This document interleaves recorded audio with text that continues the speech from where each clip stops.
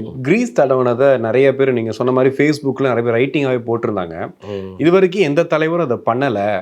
அதாவது நீங்கள் பாதுகாப்புன்ட்டு தண்ணீர் வச்சுருந்தீங்க, நிறையா குழுக்கள் அமைச்சிருந்தீங்க, மருத்துவ குழு எல்லாமே இருந்துச்சு. கிரீஸ் தடவி விட்டுறதுன்றது எப்படி ஒரு ஒரு இதாக இருக்குமா? ஏன்னா ஒரு அரசியலில் ஒரு தொண்டன் வந்து தலைவனை பார்க்கணும்னு ஆசைப்படுவான். அதை வந்து கிரீஸ் தடவி விட்டுட்டு போகிறது வந்து தொண்டனை அவமானிக்கிற மாதிரி இல்லையா அப்படின்றது மாதிரி இருக்குது. நீங்கள் அதை எப்படி பார்க்குறீங்க? இல்லை, அது ரொம்ப ரொம்ப ப்ராக்டிக்கலாக பார்க்கணுன்னு நினைக்கிறேன். ஏன்னா இப்போ அதுவே இந்த கிரீஸை நீங்கள் தடவாமல் இருந்தீங்கன்னா மொத்த கூட்டமும் அந்த ரேம்ப் மேலே தான் ஏறின்னு இருக்கும். அப்போ என்ன ஆகும்? அது முதல்ல உடச்சிக்கிட்டு விழும். விஜய் தப்பிச்சு மேடைக்கே திரும்பி வந்திருக்க முடியாது. ஸோ அப்படி ஒரு சூழ்நிலை இருக்கும். அதெல்லாம் அவங்க முன்கூட்டியே கணக்கில் வச்சுக்கிட்டு தான் இந்த மாதிரி கொஞ்சம் கிரீஸை தடவி வைங்கன்றாங்க. அதை தாண்டியும் ஏறினாங்கல்ல. அப்போ வேற என்ன பண்ண சொல்கிறீங்க? அடுத்த முறை வேணா ஒன்று பண்ணலாம்.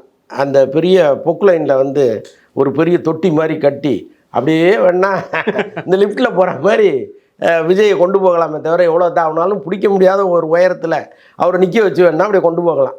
இதை தாண்டி வந்து வேறு வழியே இல்லை. அப்படி கிரீஸ் தடவுன பிறகும் மேலே ஏறி வர்ற கூட்டத்தை அவர் என்ன செய்வார்? அந்த அடங்காத அன்பு தானே அவரை வந்து இந்த இடத்துக்கு கொண்டு வந்து நிறுத்தியிருக்கு. அப்போது கிரீஸ் தடவாமலும் இருக்க முடியாது, தடவுறதும் சங்கடம் தான், வேறு வழி இல்லை.